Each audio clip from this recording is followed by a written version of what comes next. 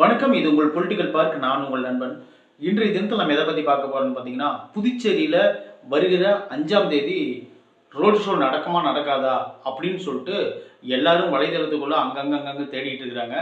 ரெண்டாவது விஜய் சாரோட road show புதுச்சேரியில் தான் நடக்கும் அப்படின்னு சொல்லிட்டு அறிவிச்சிட்டாங்க. அறிவிச்சதுக்கு அப்புறம் அங்கே ஒரு சின்ன சிக்கல்கள் நடந்துட்டு இருக்கு. இப்போ அந்த சிக்கல்கள் என்ன அப்படின்னு சொல்லிட்டு இந்த வீடியோவில் ஸ்கிப் பண்ணாமல் பாருங்க. நான் உங்களுக்கு அதை சொல்றேன். மற்றவர்கள் அவதூறுகளையும் சில பொய் புரட்டல்களையும் போட்டு அது வேற விதமா இது பண்றாங்க. அதெல்லாம் நம்பாதீங்க. இப்போ நம்ம அந்த வீடியோக்குள்ள போலாம். இப்போ கரூரினுடைய ஸ்டாம்பீடு உங்களுக்கு தெரியும். செப்டம்பர் 27ஆம் தேதி அது நடந்துச்சு. அது நடந்து முடிஞ்சு ஒரு 41 உயிர்கள் இறந்துட்டாங்க. அதுக்கு பின்னாடி எந்த ஒரு பரப்புரையும் தளபதி அவர்கள் கைக்கொள்ளல. அதுக்கு காரணம் என்னன்னு பார்த்தீங்கன்னா, அரசாங்கத்திலிருந்து அந்த மாதிரி ஒரு அனுமதி வரல. போலீஸ்னால உரிய பாதுகாப்பு கொடுக்க முடியாது அப்படின்னு சொல்லிட்டு எல்லாருமே கைவிரிச்சதுனால, அதனால அந்த உயிர்களினுடைய சாவின் நிமித்தமாக சில நாட்கள் தள்ளி வச்சிருந்தாங்க அந்த பரப்புரையை. அதெல்லாம் இப்போ ஓரளவுக்கு சுமூகமான ஒரு சூழ்நிலை ஏற்படுத்தி அதுக்கப்புறம் இப்போ ரோடு ஷோ அப்படின்னு ஒன்று நடத்தலாம்னு சொல்லிட்டு என்ன பண்ணாங்கன்னு பார்த்தீங்கன்னா, சேலத்தில் போய் டிஜிபி அலுவலகத்தில் போய் தாவேக்கவினர் மனு கொடுத்தாங்க. மனு கொடுத்தோடனே சேலத்தில் உரிய பாதுகாப்பு உங்களுக்கு கொடுக்க முடியாது அப்படின்னு சொல்ல சேலத்தில் இந்த கெஜல் நாயக்கம்பட்டி அப்படின்னு ஒரு ஊர் இருக்குது. அந்த ஊரில் சீலநாயக்கம்பட்டி பக்கத்தில் இருக்குது. அந்த ஊரில் தான் அந்த ரோடு ஷோ பண்ணலாம் அப்படின்னு சொல்லிட்டு ஐடியா பண்ணாங்க. அது கைவிரிக்கப்பட்டது. அதனால் இப்போ அடுத்தபடியாக என்ன பண்ணாங்கன்னு பார்த்தீங்கன்னா, புதுச்சேரியில் டிசம்பர் 5ஆம் தேதி ஷோ நடத்தலாம் அப்படின்னு சொல்லிட்டு முடிவெடுத்தாங்க. அதாவது வருகின்ற வெள்ளிக்கிழமை அன்று நடத்தலாம்னு சொல்லிட்டு முடிவெடுத்தாங்க. இப்போ அதன்படி பார்த்தீங்கன்னா 26ஆம் தேதி, அதாவது இந்த நவம்பர் 26ஆம் தேதி முதல்வர் அவர்கள், அதாவது புதுச்சேரி முதல்வர்கள் ரங்கசாமி அவர்களை சந்தித்து மனு கொடுத்தாங்க. அது போக அந்த டிஜிபி அலுவலகத்தில் சந்தித்து மனு கொடுத்தாங்க. அவங்க என்ன பண்ணாங்கன்னு பார்த்தீங்கன்னா, மனு வாங்கி வச்சுக்கிட்டு இதுவரையிலும் அவங்க எந்த பதில் சொல்ல 26ல் மனு கொடுத்தாங்க. 27, 28, 29 வரலும் அவங்க எந்த பதிலும் சொல்லலை. அதனால் நேற்றைய தினத்தில் என்ன பண்ணாங்கன்னு பார்த்தீங்கன்னா, நேராக போய் டிஜிபி அலுவலகத்திலையும் ஐயா ரங்கசாமி அவர்கள் இடத்துல போய் கேட்டாங்க. கேட்டதுக்கு இப்போ என்ன ஆகுதுன்னு பார்த்தீங்கன்னா, உரிய பாதுகாப்புக்கு போலீஸ் அதிகாரிகள் இங்கே இல்லை. டெல்லியில் ஒரு போலீஸ் மீட்டிங் நடக்குது. அதனால் அங்கே போயிட்டாங்க. நாளை தினத்தில், அதாவது டிசம்பர் 1ஆம் தேதி தான் எல்லோரும் இங்கே வருவாங்க. வந்தாங்கன்னா நீங்கள் ரோடு ஷோ நடத்துகிறதா வேண்டாமான்னு சொல்லிட்டு உங்களுக்கு பரிந்துரைக்கப்படும் அப்படின்னு சொல்லிட்டு அந்த இடத்தை சேர்ந்தவங்க சொல்லிக்கிறாங்க. இப்போ என்ன ஆகுதுன்னு பார்த்தீங்கன்னா, அந்த இடத்துல ரோடு ஷோ நடத்த முடியுமா அப்படின்னு சொல்லிட்டு பார்த்தீங்கன்னா அந்த இடத்துல கிரௌடு வர இடம் தான். ஏன்னு கேட்டிங்கன்னா, அந்த இங்கே கேட்டிருக்கிற இடம் மிகப்பெரிய ஒரு கிரௌடு கூடக்கூடிய இடம் தான். இருந்தாலும் இந்த அளவுக்கு பாதிப்பு இருக்குமான்னு சொல்லி பார்த்தீங்கன்னா கொஞ்சம் குறைவாக தான் இருக்கும். அந்த மாதிரி இடம் தான் நல்ல ஓரளவுக்கு விலாசமாக தான் கேட்டிருக்காங்க. இப்போ நடக்குமா நடக்காதா அப்படின்னு சொல்லிட்டு நாளை தினத்தில் ஈவினிங்குள்ளே கண்டிப்பாக சொல்லிடுவாங்க. ஏன்னா காலங்கள் மிக அருகில் இருக்கிறதுனால நாளைக்கு 1ஆம் தேதி திங்கக்கிழமை, அடுத்தது பார்த்தீங்கன்னா வெள்ளிக்கிழமை அன்னைக்கு ரோடு ஷோ நடத்தணும்.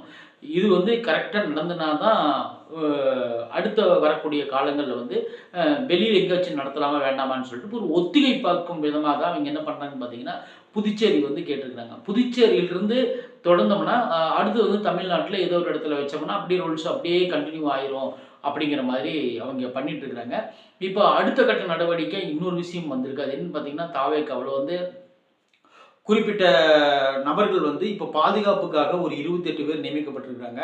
அது என்னன்னு பார்த்தீங்கன்னா, எல்லா இடங்களிலும் மக்கள் கூடுற இடத்துல ரொம்ப, அதாவது பரப்புரை பண்ணுறதோ அல்லது பொதுக்கூட்டங்களோ அல்லது ரோடு ஷோவோ இந்த மாதிரி போகிற இடங்களில் மக்களுக்கு எந்த பாதிப்பும் ஏற்படக்கூடாது. மக்களுக்கு என்ன தேவையோ அதை பார்த்து கரெக்டாக பண்ணி எந்த இடத்துலையும் இடையூறுகள் இருக்கக்கூடாது அப்படின்னு முழுக்க முழுக்க தாவேக்கவினர் அதில் கான்சன்ட்ரேஷன் செலுத்துகிறாங்க. அதுக்கு காரணம் என்னன்னு பார்த்தீங்கன்னா, இந்த ஸ்டாம்பீடு தான். சரி இருக்கட்டும், இதெல்லாம் ஒரு பக்கம் இருக்கட்டும். இவங்க இந்த ஸ்டாம்பீடை கரெக்டான முறையில் நடத்துறதுக்கு என்னென்ன வழிவகைகள் வகுத்திருக்கிறாங்க அப்படின்னு சொல்லிட்டு நம்ம பார்க்கலாம். இதுக்கு தான் அமைச்சர் செங்கோட்டையன் அவர்கள் நேற்றைய தினத்தில் சொல்லும்போது என்ன சொன்னார்னு பார்த்தீங்கன்னா, நான் எம்ஜிஆர் காலகட்டங்கள்லேருந்து எல்லாத்தையும் நெறிமுறைப்படுத்துவேன். இந்த வழிப்போக்கு தலங்கள், ரெண்டாவது இந்த ரோடு ஷோ, ரெண்டாவது டூர் கூட்டிகிட்டு போகிற மாதிரி, இந்த மாதிரி எம்ஜிஆர் சாருக்கும் சரி அடுத்து ஜெயலலிதா அம்மாவுக்கும் சரி நான் தான் ரோட் மேப் கொடுப்பேன் அப்படின்னு சொல்லியிருந்தாரு. அதுபோல அவர் தான் இது வந்து முன்னெடுத்து நடத்த போறாரு அப்படிங்கிறது வந்து அது கன்ஃபார்மா நம்மளுக்கு தெரிஞ்சிருச்சு. இப்ப அது போக இப்ப வந்து இவங்க என்ன பண்றாங்க, இப்ப தாவேக்காவினரும் ஒரு டீம் வச்சிருக்காங்க. முன்ன மாரி வந்து தாவேக்கால வந்து யார் வேணாலும் வந்து பார்க்கலாம் விஜய. எந்த இடத்துல வேணாலும் போய் நம்ம நின்னுக்கலாம் அப்படின்னுலாம் இனிமேல் நிக்க முடியாது. ஏன்னு கேட்டீங்கன்னா, அவங்க வந்து ஒரு கட்டமைப்பை ஏற்படுத்தி, இப்போ வந்து இந்த இடத்துல வந்து விஜய் சார் வராருன்னா, அந்த இடத்துக்கு கரெக்ட்டா வந்து வாகனம் வரும் அளவுக்கு வழி பண்ணி விடணும். அடுத்து வந்து இப்ப ஆண்கள், பெண்கள்னு சொல்லிட்டு அவங்கள வந்து கிரவுட கட்டுப்படுத்துறதுக்கு சில ஆட்கள் உள்ளேயே இருப்பாங்க. அதுபோக எல்லாத்துக்கும் அடையாள அட்டையும், எல்லாத்துக்கும் பார்கோட் நம்பரும், எல்லாத்துக்கும் வந்து பார்த்தீங்கன்னா, அந்த கூட்டத்துல நடக்கக்கூடிய எல்லாத்துக்கும் வந்து ஐடி கார்டு எல்லாமே கொடுக்கப்படுகிறது. அவங்க வந்து தான் அந்த கூட்டத்துக்குள்ள வந்து எல்லாத்தையும் கட் பண்ணணும் அப்படின்னு இருந்தாலும் கூட, தாவேக்கனுடைய தொண்டர்களை வந்து கட்டுப்படுத்துவது என்பது சாதாரண விஷயம் இல்ல. அவங்க வந்து எல்லா இடங்களையும் கூட்டம் கூடத்தான் செய்வாங்க. விஜய் பார்க்கறதுக்கு அப்படி ஒரு ஆர்வம் கொண்டவர்கள் தான் தாவேக்க தொண்டர்கள். இன்னும் ஒரு எக்ஸ்ட்ரா ஒரு விஷயம் சொல்லணும்னு பார்த்தீங்கன்னா, த புதுச்சேரியில் ஏன் ஆரம்பிக்கிறேன்னு பார்த்தீங்கன்னா, புதுச்சேரி வந்து நம்மளுடைய அண்டை மாநிலம். அது நம்ம தமிழ்நாடோட சேர்ந்தது தான். அது வந்து ஒரு மாநிலமா இருக்கிறதுனால, இப்போ புதுச்சேரியிலிருந்து ஆரம்பிச்சோம்னா, அடுத்தது தமிழ்நாட்டுக்குள்ள ஈஸியா அடுத்த ஒரு டார்கெட் நம்ம பாத்துரலாம். ஏன்னா, புதுச்சேரியில பண்ணிட்டோம். அடுத்தது வந்து தமிழ்நாட்டுல நாங்க பண்ண போறோம். அப்படின்னு எங்களுக்கு குடுங்க. புதுச்சேரியில ஒரு பிரச்சனையும் இல்லாம நடந்துருச்சுல்ல. தமிழ்நாட்டிலயும் குடுங்கன்னு சொல்லிட்டு, ஈஸியா வந்து அடுத்த கட்ட நடவடிக்கை அவங்க எடுத்து வைக்கிறதுக்கான வாய்ப்புகள் நெறைய இருக்கு. அதுதான் நோக்கி தான் இப்போ ஓடிட்டு இருக்கிறாங்க. இன்னொரு விஷயம் பார்த்தீங்கன்னா, எலக்ஷனுக்கு இன்னும் குறைஞ்சபட்சம் பார்த்தீங்கன்னா, ஏப்ரல், மேல வந்துரும் எலக்ஷன். குறைஞ்சபட்சம் ஒரு 5 மாதங்கள் கூட இல்ல. 4 மாதங்கள் தான் இன்னும் இருக்கிறது. அதுவும் குறியா சொல்லப்போனா, ஜனவரி மாசத்துலருந்தே இப்ப என்ன ஆகுதுன்னு பார்த்தீங்கன்னா, கூட்டணி கட்சிகள் எல்லாம் யார் யார் எங்கெங்க நிக்க போறாங்க, யாரு யார் கூட சேர போறாங்க, இது வந்து கரெக்ட்டா இருக்குமா, இருக்காதா அப்படின்னு சொல்லிட்டு, இவங்க எல்லாரும் வந்து ஒரு பக்கமா இருந்து ஆலோசனை பண்ணக்கூடிய காலங்கள் வந்து ஜனவரி 26 26ஆம் தேதி கிட்டத்தட்ட முழுசும் குடியரசு தினத்திலேயே எல்லாத்துக்கும் தெரிஞ்சிரும். அதன்படி தான் நடந்துட்டு இருக்கு. ஜனவரிக்கு மேல அடுத்தது பிப்ரவரி பார்த்தீங்கன்னா, அந்த கூட்டணிக்கு அவங்க பேச போறாங்க, இந்த கூட்டணிக்கு இவங்க பேச போறாங்க அப்படின்னு சொல்லிட்டு நெறைய சம்பவங்கள் இருக்கு. இன்னொரு விஷயம் என்னன்னு பார்த்தீங்கன்னா, அதாவது விஜய் சார் வந்து எல்லா பரப்புரையிலயும் வந்து 1 நிமிஷம் அல்ல 5 நிமிஷம், 10 நிமிஷம் தான் பேசுவாரு. ஏன்னு கேட்டீங்கன்னா, இனிமேல் கொஞ்சம் எக்ஸ்ட்ரா டைம் எடுத்து பேசணும் அப்படின்னு சொல்லிட்டு தொண்டர்கள் ஆர்வமா கேட்கறாங்க. அதுபோல விஜய் சார் சொல்லியிருக்காரு ஒரு இதுல, நிர்வாகிகிட்ட சொல்லியிருக்காரு. என்னன்னு பார்த்தீங்கன்னா, இனிமேல் வந்து ரோட் ஷோ அப்படிங்கும்போது வந்து, நான் வந்து உள்ளுக்குள்ளே வண்டிக்குள்ளேயே உட்காந்துருக்க முடியாது. போகும்போது வந்து வாகனத்து மேல நின்னு எல்லாத்துக்கும் தெரியிற மாரி போய் பேசிட்டு போணும். அப்படிங்கும்போது, நான் இன்னும் கன்டென்ட் நெறையா வந்து எடுத்து பேச வேண்டியது இருக்கு அப்படின்னு சொல்லிட்டு விஜய் சார் வந்து சொல்லியிருக்காரு. அதுபோல நீங்க வந்து எல்லாருமே கரெக்ட்டா இருந்தா தான் நான் வந்து அந்த ரோட் ஷோல கரெக்ட்டா நான் வந்து வெற்றி பெற முடியும். அப்படின்னும் ஒரு ஒரு ஒரு காலங்களை இப்ப சொல்லியிருக்காரு. தாவேக தொண்டர்களாகட்டும், தாவேகனுடைய விசுவாசிகளாகட்டும், தாவேகனுடைய நிர்வாகிகளாகட்டும், முதல் கட்ட, 2ஆம் கட்ட நிர்வாகிகள் எல்லாருமே வந்து உஷாரா இருப்பாங்க. உஷாரா இருப்பாங்கன்னா, அதுக்கு காரணம் முக்கியமான காரணம் என்ன பார்த்தீங்கன்னா, கரூர் ஸ்டம்பட் தான். இந்த கேஸ் ஒரு பக்கம் போயிட்டு இருந்தாலும் கூட, இப்போ முழுக்க முழுக்க இவங்களுக்கு வந்து ஒரே ஒரு பிரச்சனை தான். அது என்னன்னு பார்த்தீங்கன்னா, கூட்டத்தை எப்படி கட்டுப்படுத்துவது? கூட்டத்தை எப்படி வந்து கூட்டிட்டு வரவங்கள எப்படி நம்ம வந்து ஒழுங்குபடுத்துவது?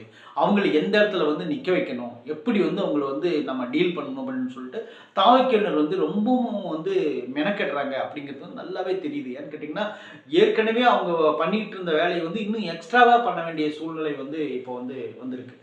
இன்னும் சொல்லப்போனோம்னா, தாவேக்கனுடைய ஒரு மிகப்பெரிய ஆளுமையான ஒரு முகமா இருக்கக்கூடியது விஜய் தான். விஜய கழிச்சிட்டீங்கன்னா, அங்க தாவேக்கால வேற யாருமே கிடையாது. அந்த அளவுக்கு ஒரு சூழ்நிலை ஏற்படுது. இப்போ வந்து அடுத்த கட்டமா யார் யார் வந்து இணைய போறாங்க, டிடிவி வந்து இணைய போறாரு, அடுத்து வந்து ஓபிஎஸ் வந்து இணைய போறாருன்னு சொல்லிட்டு நெறைய வந்து ஒரு வதந்திகள் பரவிட்டு இருக்கு. அம்மா சசிகலா வந்து இணைய போறாங்கன்னு சொல்லிட்டு நெறைய வந்து ஒரு வதந்திகள் பரவிட்டு இருக்கு. இந்த வதந்திகள் எல்லாம் உண்மையா, பொய்யா அப்படிங்கிறது வந்து நம்ம ஒரு பக்கம் இருந்தாலும் கூட, இப்போ வந்து முக்கியமான ஒரு கருத்து கணிப்பு நம்ம என்ன சொல்ல போறோம்னு பார்த்தீங்கன்னா, தாவேக்கானுடைய மிகப்பெரிய ஒரு பலமே அவருடைய முகம்தான். அவர் வந்து வெளியில வந்து அவர் சொல்லக்கூடிய அந்த பரப்புரை வாசகங்கள் தான். அவர் வந்து பார்த்தாவே போதும் அப்படின்னு நினைக்கிற கூட்டங்கள் நடுவில் தான் இப்போ வந்து இந்த பரப்புரை நடக்க போகுது. நாளைக்கு ரோடு ஷோ எப்படி நடக்க போகுது அப்படின்னு சொல்லிட்டு நம்ம பொறுத்திருந்து பார்ப்போம். இதுக்கு வந்து டிசம்பர் 1ஆம் தேதி சாயந்தரம் வந்து ஈவினிங் வந்து சொல்றேன் அப்படின்னு சொல்லிக்கிறாங்க. பார்ப்போம். 1ஆம் தேதி சாயந்தரம் அல்லது 2ஆம் தேதி வந்து தெரிஞ்சிடும். ரோட் ஷோக்கு வந்து அனுமதி கொடுக்குறாங்களா இல்லையான்னு சொல்லிட்டு. அதுக்குள்ள இந்த தற்குறி சில நம்ம கட்சி தற்குறின்னு சொல்லக்கூடிய இவங்க சின்ன சின்ன தற்கொலை பெரிய தற்கொலை இவங்கெல்லாம் சேர்ந்து இவங்க ஒரு கதை கட்டிட்டு இருக்காங்க. அது என்னன்னு பார்த்தீங்கன்னா போய் கேட்டாங்க, அவங்க வந்து வேண்டான்னு சொல்லிட்டாங்கன்னு சொல்லிட்டு அந்த மாதிரி கதை கட்டிட்டு இருக்காங்க. அதெல்லாம் எதுவும் நம்ப வேண்டாம். இன்னும் வருகின்ற காலங்களில் வந்து இந்த ரோடு ஷோ வந்து அதிகப்படும் அப்படின்னு சொல்லிட்டு நம்ம நம்பலாம். ஓகே, இந்த நிகழ்ச்சி இதோட முடிச்சுக்கலாம். அடுத்த நிகழ்ச்சி நம்ம பார்ப்போம். நன்றி, வணக்கம்.